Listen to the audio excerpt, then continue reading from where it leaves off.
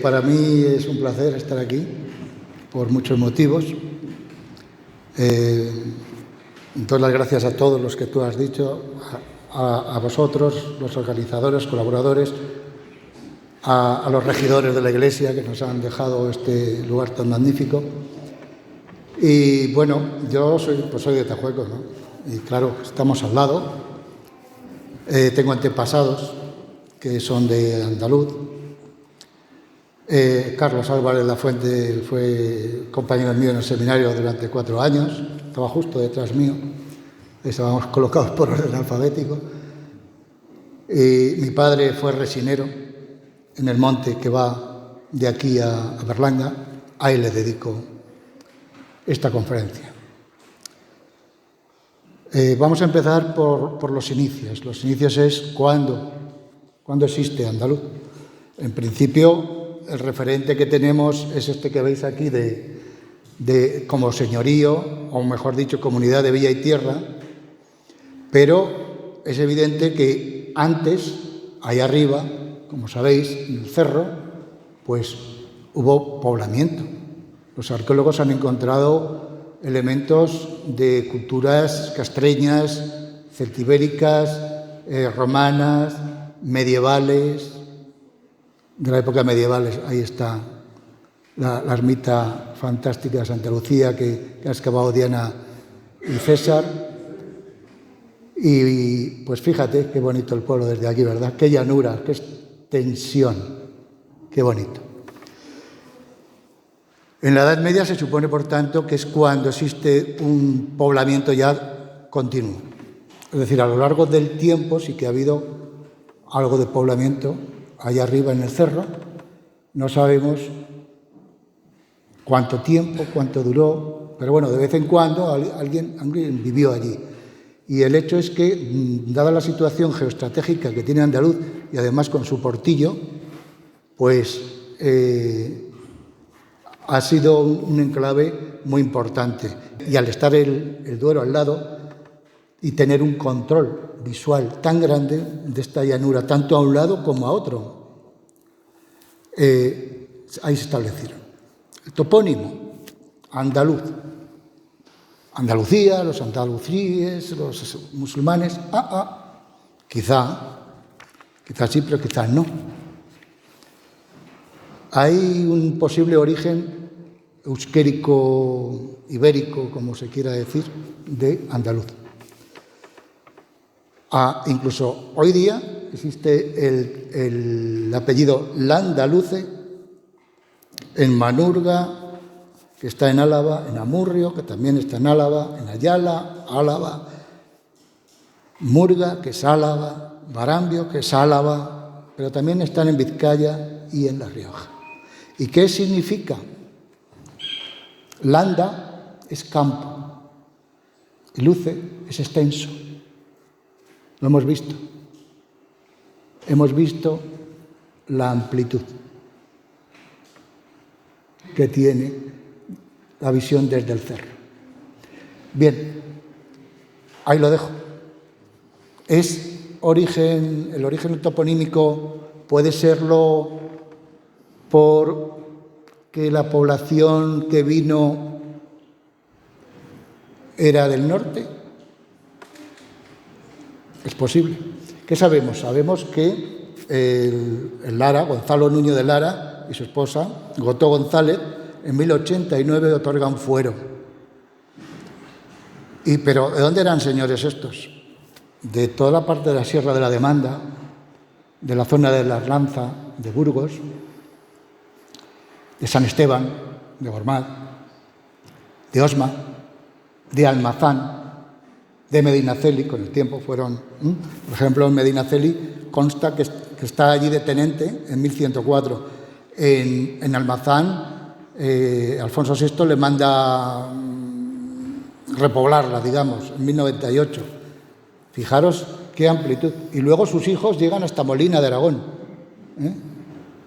más abajo de Medinaceli. Estas tierras eran de los Lara. Y ahí es donde podríamos encontrar esos orígenes. Por ejemplo, Tajueco, que forma parte de la comunidad de Villa y Tierra, instaurada en este fuero. La villa era andaluz, luego pasó a Fuentepinilla, aún la llamamos la villa, ¿no? Por lo menos en Tajueco la villa, Fuentepinilla, desde el siglo XIV. Pero desde el 1098 hasta el siglo XIV era comunidad de villa y tierra de andaluz.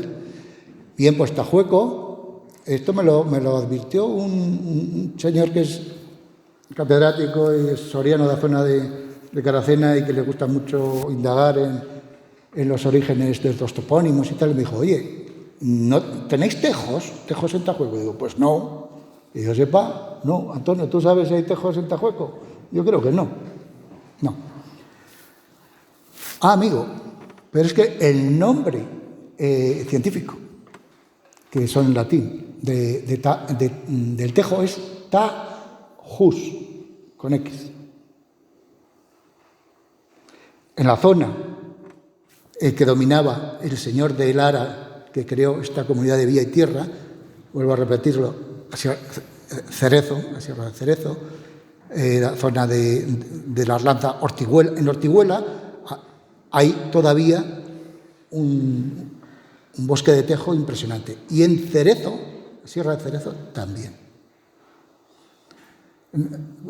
Yo sugiero que Tajueco, posiblemente los pobladores de Tajueco venían de allí, de esa zona, en honor a esa fuente de riqueza que tenían allí, porque el tejo tiene además muchos simbolismos y muchos usos, le dieron ese nombre, igual que los que Segoviela, que está cerca de Tajueco, de Soria, pues el batallador trae gente de Segovia y repueblan esa zona, que hay otros topónimos vinculados a Segovia.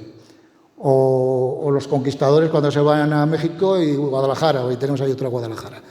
Bien, andaluz, yo creo que el topónimo no habría que verlo por el tema andalusí, sino por aquí, por donde indico, de Landa, Luce. Curioso que también Lucía tiene algo que ver también en esa fonética, cábala fonética que se llama, ¿no? Hay que investigar en ello. Una cuestión que a lo mejor pocos conocéis. Pedro Manrique de Lara, que es el nieto el bisnieto del que dio los fueros, este señor, que fue señor de aquí, que fue el segundo señor de Molina de Aragón, señor de Medinaceli, señor de San Esteban, de Osma, etcétera, etcétera, se casó 3 veces. La segunda mujer suya se llama Margarita, es una dama de la alta nobleza escocesa. Bueno, sobrina de Enrique II de Plantagenet, que se casó con Leonor de Aquitania, la Grande. Hija de este matrimonio era Leonor de Plantagenet, que se casa con Alfonso VIII, el rey niño de Soria. Bien, pues esta Margarita, escocesa, en 1183, en el cartulario de la abadía de Lantony, en Gloucester, en Inglaterra, hay un documento que dice que su marido, Pedro Manrique de Lara, le da a ella, entre otras tierras, las que tenía en andaluz. ¿Y si resulta que, además de agraciarla con este don, construyen la galería porticada? Porque la galería porticada es posterior a la nave. La nave se supone por la inscripción, es muy compleja la inscripción, pero por unas interpretaciones que se dan, que es de 1114, 1112, otros ponen la cuestión en duda, hablan, es que hay una inscripción que pone honor res y el rex nono, y el rex nono sería Alfonso VIII, porque no tienen en cuenta el batallador sería Alfonso VII, el que consideramos Alfonso VII es Alfonso VIII, y nuestro Alfonso VIII es el Alfonso IX, el Alfonso IX. En las crónicas históricas de la época medieval así eran considerados. Si vosotros vais a Segovia, al Salón de los Reyes, veréis ahí el Salón de Tronos, o no sé cómo se llama, veréis a los reyes de Castilla ahí sentados, buscad, y veréis que el batallador es Alfonso VII. Por lo tanto, su hijastro es el octavo, y su nieto no era nieto, Alfonso VIII nuestro, rey niño que se casa con la Plantagenet, con Leonor, es el nono. Eso es otra hipótesis, de alguien, de unos eruditos por ahí que han investigado esa inscripción y creen ver, y me estoy adelantando a las imágenes, creen ver que el Ciprianos o Subpirianos es un nombre, ellos dan, luego lo daré, un nombre que es irlandés. Pero eso se puede explicar si resulta que vino con la Plantagenet y se podría explicar por ahí. Como por ejemplo, Santo Domingo de Soria está edificado por aquitanos, canteros aquitanos que traen de Aquitania. Bueno, este es nuestro territorio, la comunidad de Villa y Tierra. Estos son nuestros orígenes. Este es el niño románico de Fuentepinilla. Ahí tenéis también una imagen sedente de la Virgen románica. Y en el cerro tenemos Santa Lucía. ¡Wow! Bravo por Diana y por César por lo que nos han puesto aquí. Una cosa única. Ellos dieron una conferencia y poco más puedo decir. Ellos lo sitúan, consideran que es mozárabe, si me equivoco me corriges, siglo X, XI. Es un arco cerrado, ultra semicircular, cerrado de herradura. La nave es una sola nave rectangular que acaba rematada en este ábside interior de arco de herradura. Extraordinario. Yo cuando lo vi me quedé bravo, así que un día subí ahí arriba. Entre otras cosas para comprobar cómo estaba orientado. ¿Veis esa sombra ahí? Parte del ábside del hueco está en sombra y parte del otro en sol. Estuve esperando. Bueno, está orientado a la primavera, al equinoccio de primavera. Pero esto no es una cosa singular. Los liturgistas de la época, varios liturgistas muy importantes, dicen que tiene que estar orientada, las iglesias tienen que estar orientadas al equinoccio. Al equinoccio. San Miguel también, seguramente está al equinoccio, pero no al equinoccio de primavera, sino al equinoccio de otoño. 4 días después del equinoccio, o 5, es San Miguel. Y aquí, en Santa Lucía, la orientación, lo que nos está diciendo es que bueno, hay que tener en cuenta qué es el equinoccio para la gente cristiana. Estamos ahora en un ámbito cristiano.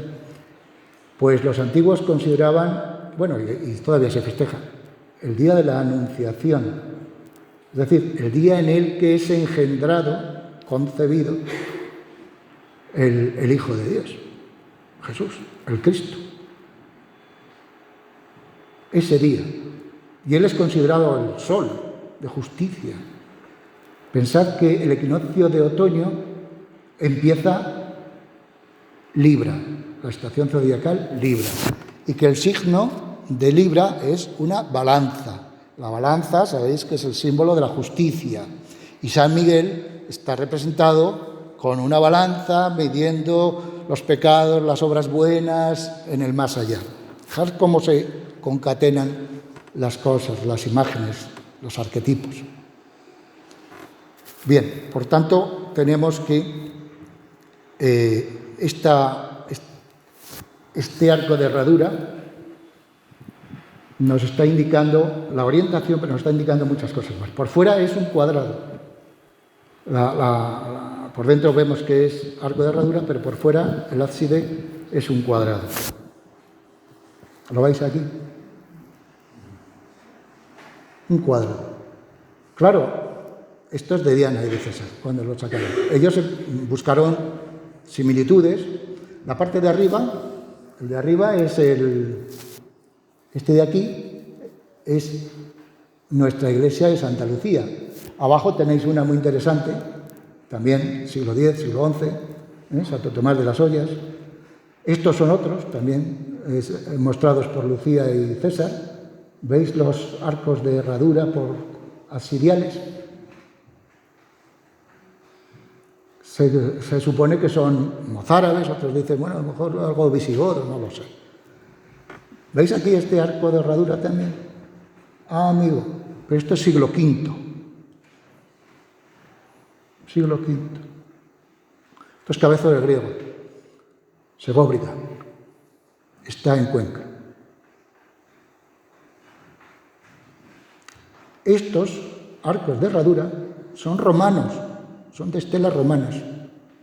Bien, ¿qué pasa con el arco de herradura? Yo hace años pensaba que era cosa islámica o de los visigodos, pero ya veis el origen. En la época romana, estelas romanas y alguna, en la provincia de Soria, tiene arco de herradura. Es decir, el arco de herradura, hay algunos historiadores que dicen que es una cosa que en lo que es España, el territorio de la península ibérica, como si fuera algo que hubiéramos asumido como propio, como el toro, ¿no? Y lo hemos desarrollado más que en ningún otro sitio. Si os fijáis, si obviáis la cruz y vais solamente al exterior, esto es un arco de herradura. Aquí lo veis mejor, el arco de herradura, ¿no? ¿Veis? ¿Os dais cuenta de que es arco de herradura, estas estelas discoidales que le llaman? Porque la parte de arriba es redonda, le llaman disco, y suele haber una cruz, o suele haber flores, estrellas. Aquí tenemos una. Estos son arcos que están en Fuentearmejil. Están en Fuentearmejil. En Fuentearmejil fue tierra de los Lara, porque el señor de Fuentearmejil era Pedro Núñez de Fuentearmejil y estaba casado con una hija del que nos dio el fuero. Con una hija suya estaba casado. Os apercibís de que efectivamente son arcos de herradura. Aquí, también en las tumbas, ¿veis cómo se preserva la cabeza? Y aquí es donde quería llegar. ¿Qué nos está indicando estos arcos de herradura en el simbolismo cristiano? Bueno, hay que irse a San Pablo. Y San Pablo en algunas epístolas nos está diciendo que Cristo es la cabeza y todos los fieles somos el cuerpo.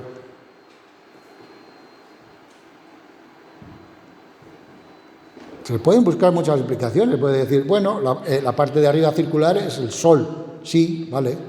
Pero es que el sol de justicia, el sol nuevo para el cristianismo es Cristo. Y por eso están levantadas, orientadas las iglesias hacia donde sale el sol, por la mañana. La cabeza es Cristo. El cuerpo somos todos los demás, la iglesia. Eso se representa en los ábsides, sobre todo en los ábsides que son no solamente de arco de herradura, sino semicirculares. Siempre es la cabeza, siempre. Y hoy es el día de San Agustín. Sí, en mi cumple también. Sí, enhorabuena. Pues es el día de San Agustín. San Agustín fue uno de los grandes padres de la Iglesia y mucho del simbolismo cristiano surge también de San Agustín. San Agustín fue uno de los grandes defensores de la concepción paulina de la Iglesia como cuerpo cuya cabeza y principio es Jesús. Yo creo firmemente, yo no lo he leído en ningún lado, pero he llegado a esta conclusión, de que la concepción cristiana concebida a partir de San Pablo y luego recogida por todos los padres de la Iglesia y por los liturgistas de la Edad Media es que la redondela y el arco de herradura representa la cabeza, el resto es el cuerpo, somos todos los demás. Todos los demás. Y por eso en las iglesias se construyen de esa forma, las estelas insisten de nuevo con esa forma, las tumbas, no todas, pero estas sí, y otras. Porque se está representando unos conceptos teológicos que son enseñados a la gente en catequesis a través de las imágenes, del románico, a través de los rezos, de los códices miniados, etcétera, etcétera.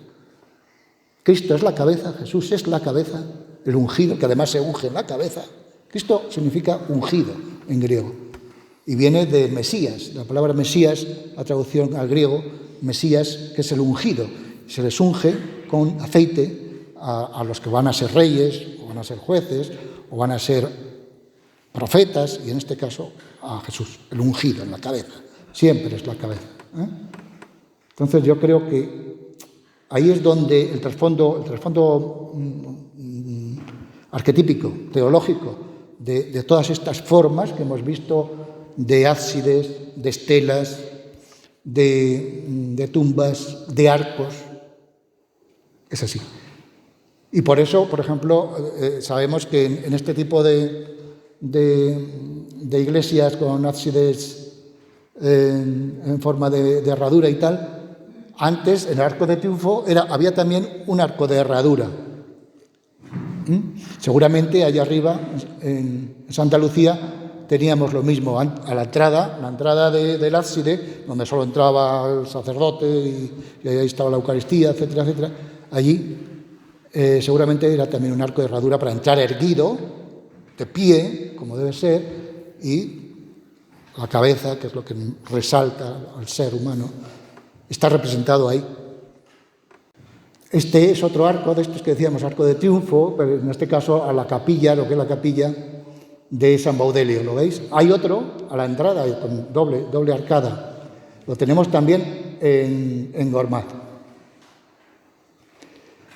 Bueno, esta es se supone, la evolución arquitectónica de la iglesia, la tenéis en los paneles, están ahí en el museo, de cómo al principio no hay galería, se hace después, 60, 70, 80, 100 años después. Yo planteo la posibilidad, como he dicho, de que sea en la época en la que el bisnieto del que nos dio los fueros, el fuero de Andaluz, dio tierras a su señora y que seguramente, pues aparte para congraciarse más con ella, pues se creó la galería. Esa galería es costosa, esa galería alguien puso el dinero. El clero no creo. El pueblo era muy pobre, tuvo que ser el señor. Y a lo mejor lo hizo, cómo no, por su dama. Bien, veis que se supone que la galería porticada ocupaba toda la parte norte y oeste y que en un momento determinado, ahí hay discrepancias acerca de en qué momento, si fue el siglo XV, si fue, yo qué sé, cuando se hicieron, el Sagarbinaga hizo la obra barroca como en Tajueco, coincidimos en eso, en que también en Tajueco tiró la parte gótica que había y románica, hizo una parte barroca, Sagarbinaga y su cuñado Ondategui, que fue el que hizo las trazas. En eso coincidimos también. El caso es que nos queda lo que nos queda. Esta parte de la galería, que ni siquiera podemos estar seguros de que sea la originaria, es decir, que los capiteles estuvieran así dispuestos. Puede ser. La mayoría son vegetales. Sabéis que en las concepciones medievales los vegetales, los árboles, un capitel tiene un fuste, una columna, y eso es un árbol. Si tiene arriba ramas, es más árbol todavía. Entonces, muchas veces sobre todo eso se ve en la escatología de los árabes, pero también la adoptan los cristianos. Las representaciones de capiteles vegetales y todo esto, sobre todo si son columnadas, árboles claros y evidentes, pueden estar haciendo referencia al paraíso. En las concepciones medievales, la entrada al paraíso tenía varias puertas, por eso las galerías tienen varias puertas. También los infiernos tienen varias puertas.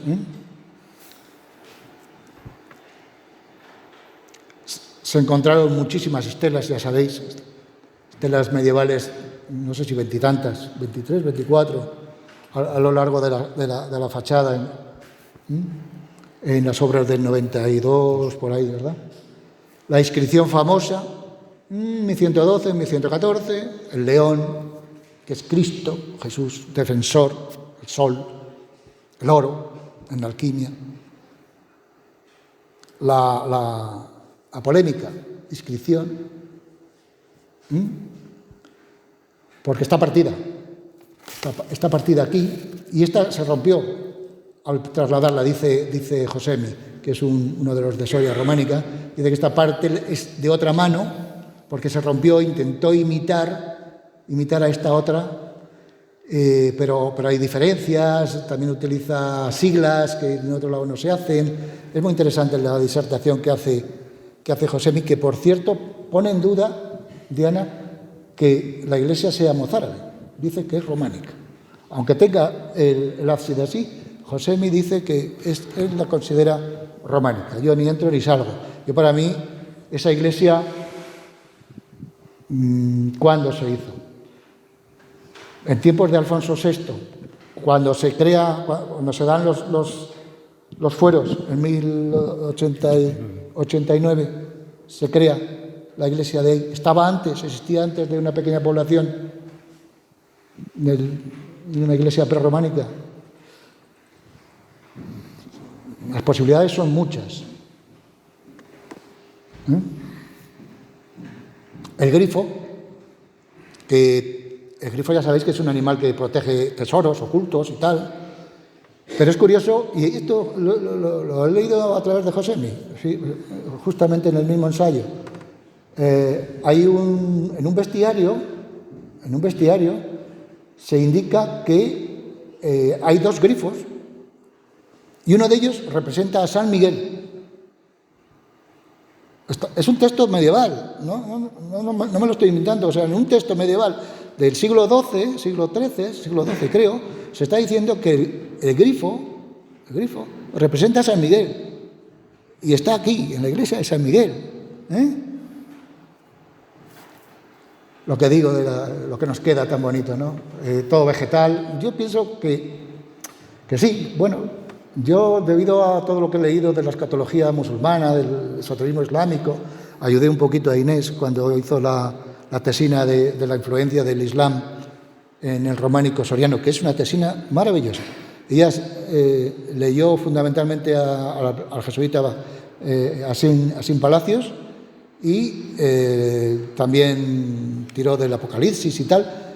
Y bueno, dio una serie de interpretaciones muy interesantes a algunos motivos del románico a partir de los textos, sobre todo del gran andalusí maestro de maestros, Muhyiddin Izarabi, al que yo admiro. Yo tengo una conferencia en el segundo simposio internacional de Izarabi, que era la palmera imaginal, que es la de San Gaudelio. Y he leído mucho a Izarabi. Y este jesuita venía a decir que resulta que la Divina Comedia de Dante está inspirada en gran parte en los textos escatológicos de Izarabi. Y creo que sí, que no está muy descaminado al decirlo. Esta es la Jerusalén celeste, es una miniatura. Aparece en el Apocalipsis. Los liturgistas medievales y también San Agustín dicen que los templos, las iglesias, son una imitación de la Jerusalén celeste. Hay algunas iglesias en las que es más evidente que otro. Hay 12 puertas, y las puertas, ya veis, puertas, arcos, ya aparecen en el mundo romano. En el mundo romano los investigadores dicen esos arcos de las estelas romanas son las puertas al Hades, o sea, a los infiernos, al más allá, para entendernos, al más allá.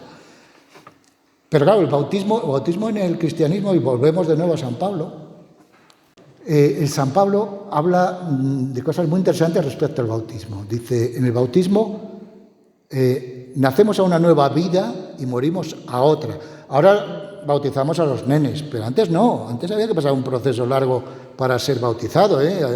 Se necesitaba una fase de catequesis, y ya era una persona adulta, y no te dejaban entrar en la iglesia, o te dejaban atrás del todo, o te quedabas en el pórtico. Ojo con las cosas. Entonces, la plea bautismal es un lugar en el que se muere como Cristo y se resucita como hombre nuevo, pasando a formar parte del cuerpo místico de que hemos hablado antes, la que Jesús es la cabeza y el resto de los fieles somos el cuerpo. Y esta es la puerta de entrada. La puerta de entrada. Hay algunas iglesias, sobre todo en Francia, románicas, que abundan mucho las de 12 puertas. Esta tiene 19, las he contado. En numerología, el 19 es 9 más 1, que es el 10. El 10 es un número muy importante, pero no me quiero meter en ello. Bueno, muchas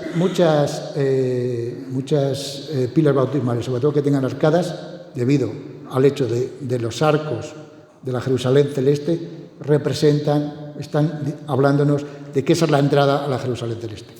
Este es el ejemplo más evidente que tenemos en el Camino de Santiago, en Redecilla, el camino en Burgos.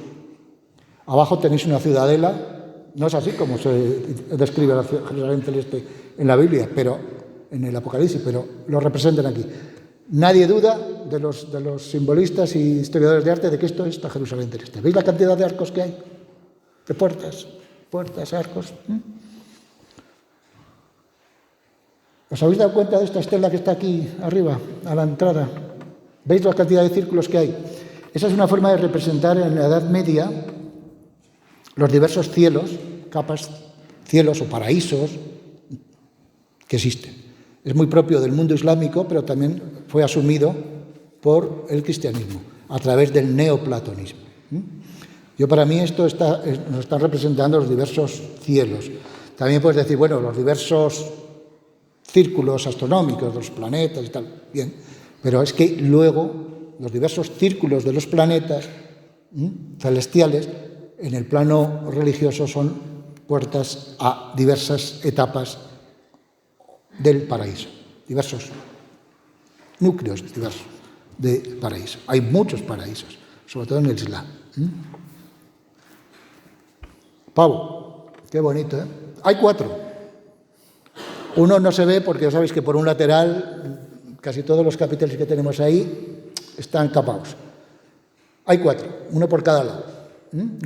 Claro, el 4 es muy importante, es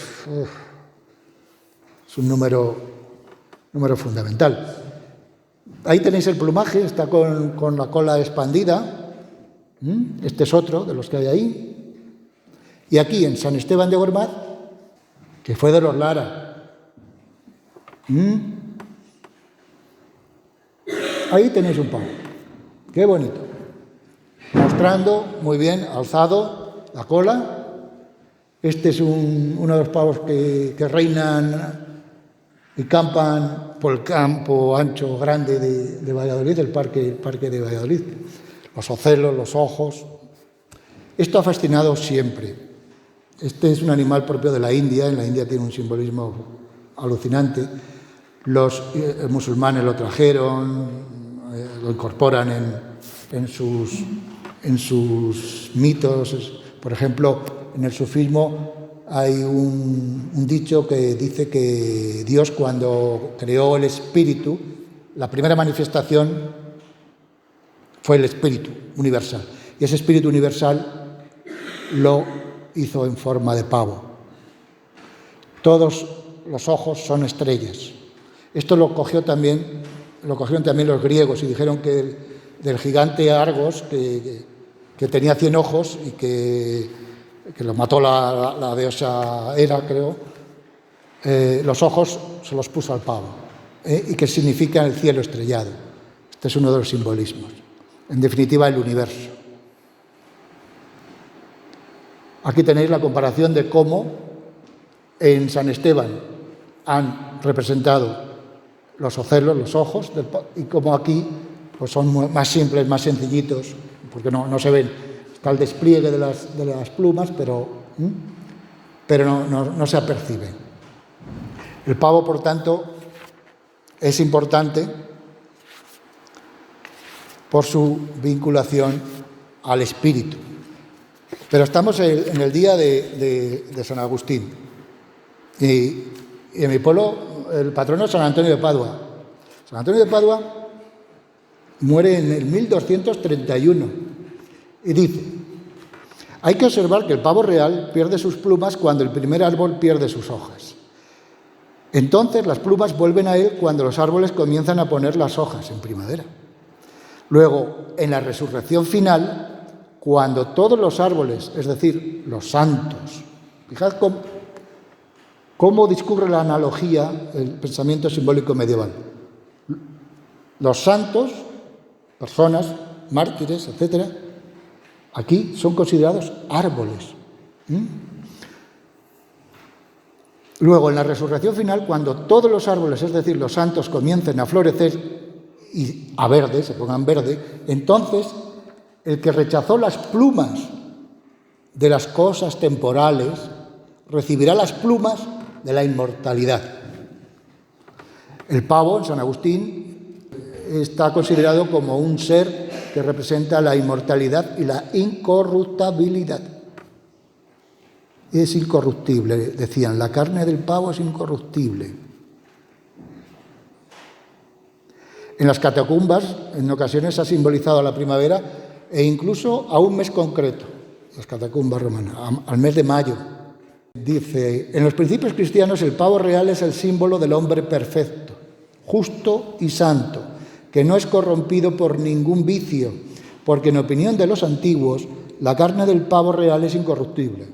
Lo zanjó para toda la cristiandad San Agustín. Tal como ocurre con el pavo real, el hombre justo brilla con variado resplandor, no por las plumas, sino por las virtudes. Y así como con su canto esta ave ahuyenta a las serpientes, así el hombre justo pone en fuga al demonio con su oración. Fijaros, eso, el discurrir de la gente de la época. ¿Qué sistema de analogías entablaban, de correspondencias? Cuando se construye una cosa, claro, hay tres elementos. El elemento caballeresco o el noble que aporta el dinero, gran parte del dinero, el constructor y la iglesia, que es la que determina pues, qué asuntos teológicos tienen que quedar plasmados.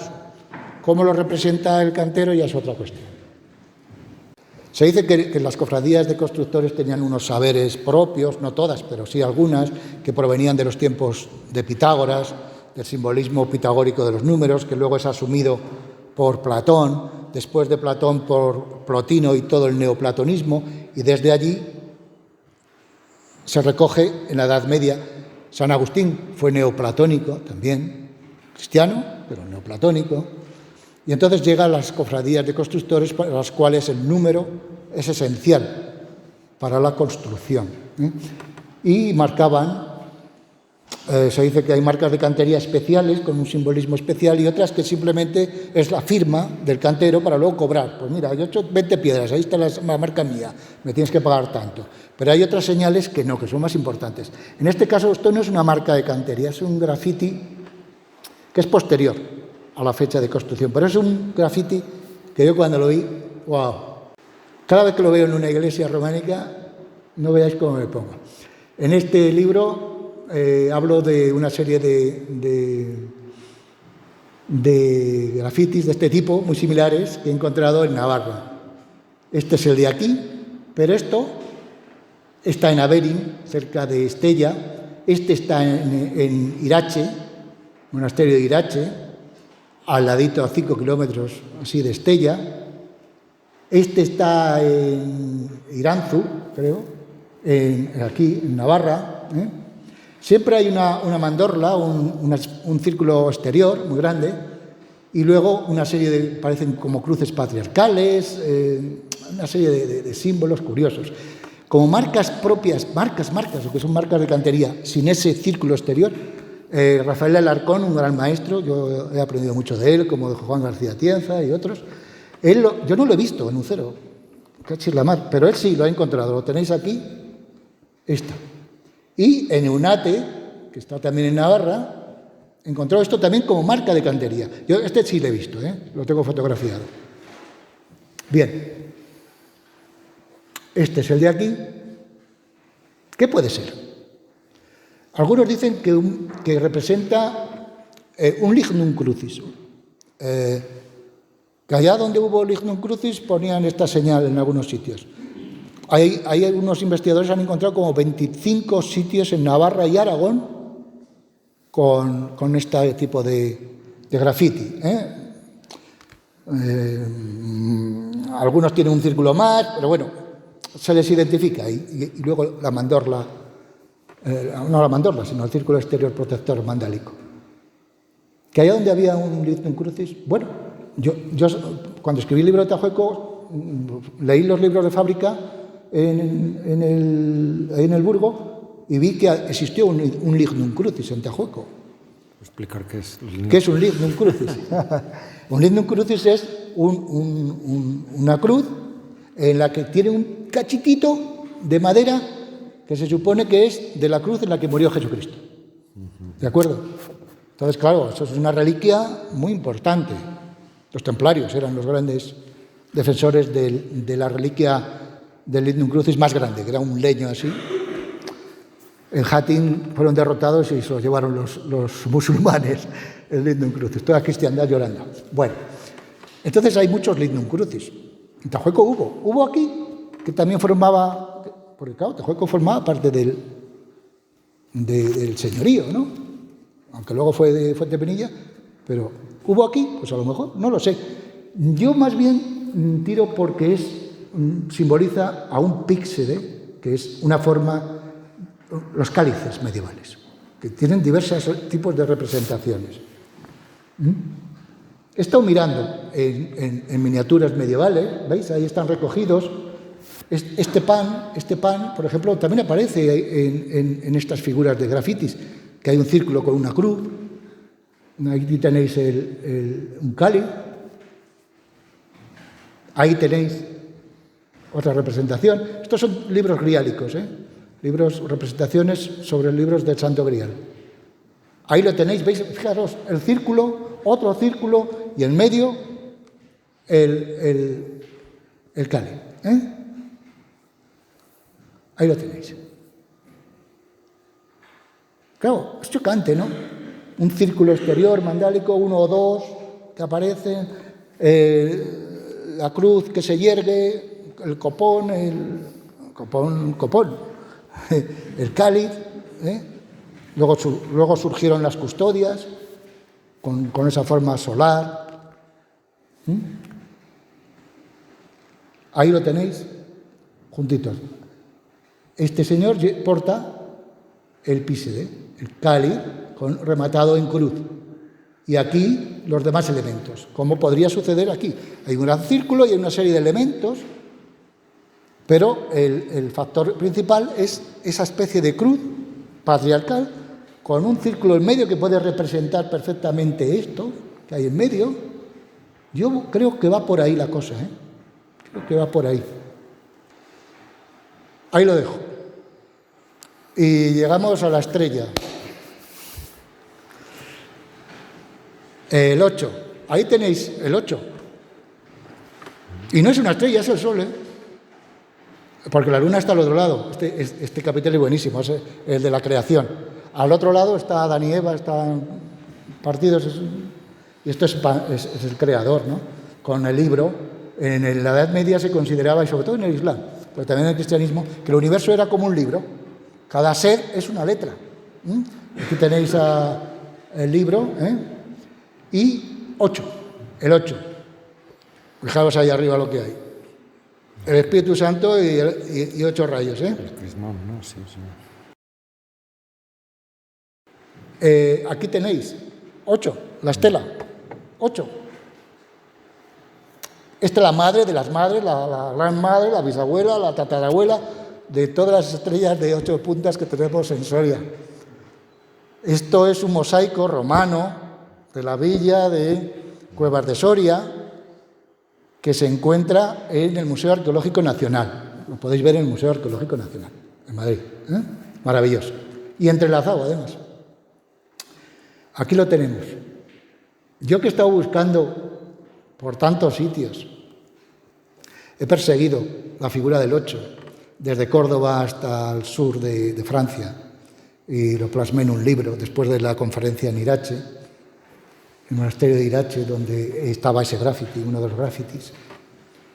Y va y veo en la prensa que ha aparecido. Digo, ¿qué?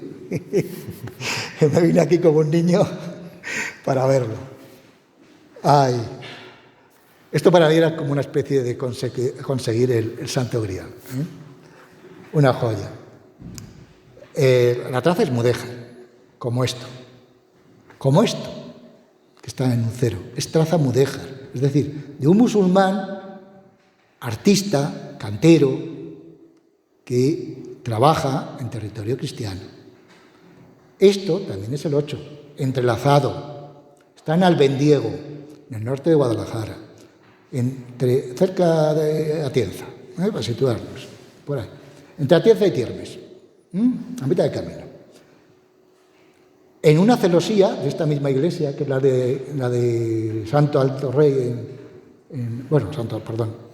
la de Santa Coloma, de Albendiego, que es maravillosa, lo recomiendo. Hay un montón de celosías. Bueno, pues hay una celosía que tiene también la estrella de 8 puntas. El 8, cerquita lo tenemos, el 8. 8 brazos, la gran palmera. ¿Veis lo que hay arriba? Ese hueco. Observar que lo que os voy a mostrar va a ir apareciendo un hueco. Esto sigue siendo San Baudelio. Esto es Bazar Mardún, una mezquitilla en Toledo. Lo copió de Córdoba, voy de aquí para allá, hasta Córdoba ahora. En el centro no se apercibe, pero es un hueco que tiene una altura de 1,5 metros o así, hacia arriba. ¿Lo veis aquí mejor? Aquí está. Aquí está el hueco. O sea, aquí están las arcadas, las 8, y aquí arriba el hueco, como en San Baudelio. Esto es Córdoba. Esta parte del medio es la que representaría ese hueco misterioso. Esto es Córdoba, sigue siendo Córdoba, ¿vale? La parte de arriba, veis los 8 y arriba el hueco. Estos son las diversas cúpulas que hay junto al Mihrab, la zona más sagrada de la mezquita de Córdoba. La última gran ampliación fue en época del Almanzor. Esto es Almazán. ¿Veis el hueco? Almazán. Aquí están los arcos y arriba el hueco. El hueco de nuevo. Ahí arriba, aquí se ve mejor, ¿verdad? ¿Veis las ventanas? Almazán, que es quizá lo más cercano que tenemos en similitud morfológica a el dichoso y bendito capital. Ahí está, esto es Almazán, el hueco. San Baudelio, el hueco, arriba. Yo estaba ahí, he tenido la dicha, la fortuna, la suerte de estar aquí dentro. La estatura es la mía, con el brazo hacia arriba, que curiosamente es la fórmula que un gran arquitecto, diseñador francés considera como uno de los patrones de la arquitectura. Yo lo aplicó a toda su arquitectura y sus discípulos también lo hacen. Le Corbusier se llama. Entonces es un hombre erguido con la mano hacia arriba. Y ese es el módulo de construcción que deduce Le Corbusier, que fue importante en la Edad Media. Curiosamente, es esa la altura que da este hueco, el nicho filosofal que le llamo yo, de San Baudelio, con los 8. Y bien, ¿y qué es eso? Esto es la Alhambra, Palacio Comares, el Salón del Trono, y aquí el hueco, 8 lados, y el hueco, y hueco, y hueco, y hueco. Y aquí tenemos el hueco en 2 dimensiones. No tiene profundidad, no es tridimensional ese hueco. En el Islam se dice que el trono de Dios está soportado por 8 pilares, 8 sostenes, 4 arcángeles y 4 profetas, que hacen 8. Tiene otra serie de simbolismos muy profundos que yo he tratado de desarrollar y he ido explicando en el libro que escribí sobre San Baudelio, en el de que os he mostrado, claves masónicas, de los maestros constructores, Estos dos libros. Estos dos libros he explicado lo que es el trono de Dios y los 8 pilares. 8 pilares que pueden ser considerados también como 8 nombres divinos que soportan la existencia. Para los científicos, pues serían el carbono, todas estas cosas. Para los religiosos del Islam son grandes virtudes, una serie de principios, virtudes, que son los que representan cada uno de ellos ese pilar. Y esos pilares son los que sustentan la existencia del universo. Pero el universo tiene diversas capas, diversos planos, desde el físico hasta el más espiritual. Y en cada lugar hay un trono y hay 8 soportes distintos. Evidentemente, en el cristianismo, pues ya lo dijo Pilar Inés, está vinculado al bautismo, a las pilas bautismales. Hay muchas pilas bautismales de 8 lados. Los baptisterios tenían 8 lados, porque simboliza la resurrección. Y por eso el sitio donde se muere, como os he explicado en la pila bautismal, a la vida profana, que antes se bautizaban adultos, siendo adultos, y se nace al cuerpo místico de Jesús, el Cristo, el mensajero, el ungido, la cabeza. Se renace nuevo y eso es el 8. Y le viene muy apropiado, por eso tantos baptisterios de 8 lados, etcétera, etcétera. Bueno, también tenemos el número 8 aquí. Esto es el rosetón de 8 pétalos de Santo Domingo de Soria, Santo Tomé, inicialmente. Y esto es una forma que es una representación de la Jerusalén celeste. Es un cubo. Aquí no figura, es un cubo, ¿eh? Es un cubo y la parte de arriba, esto de aquí sería como una bóveda de 8 lados o 8 partes superpuestas unas a otras. Bueno, como digo, todo está aquí relativo al trono de Dios. El trono de Dios, por un lado, es el reino, como reino es todo el universo, visible, físico. Sobre ese trono está sentado Dios y por encima están los reinos espirituales, los cielos, que no son físicos, que son sutiles, son de los ángeles, de los arcángeles, serafines, los 9 tronos que decía en el cristianismo Dionisio Areopagita y todos los que le sucedieron. Son estratos diversos, como esa estela que hemos visto ahí que tiene muchos círculos, estratos de cielos. Y en cada cielo hay un trono, hay 8 soportes, etcétera, etcétera. Son conceptos teológicos y filosóficos muy profundos que no se pueden explicar. Bueno, todas mis indagaciones las tenéis en estos libros. Y nada, por mi parte he acabado y abierto a todo tipo de preguntas que queráis. Gracias.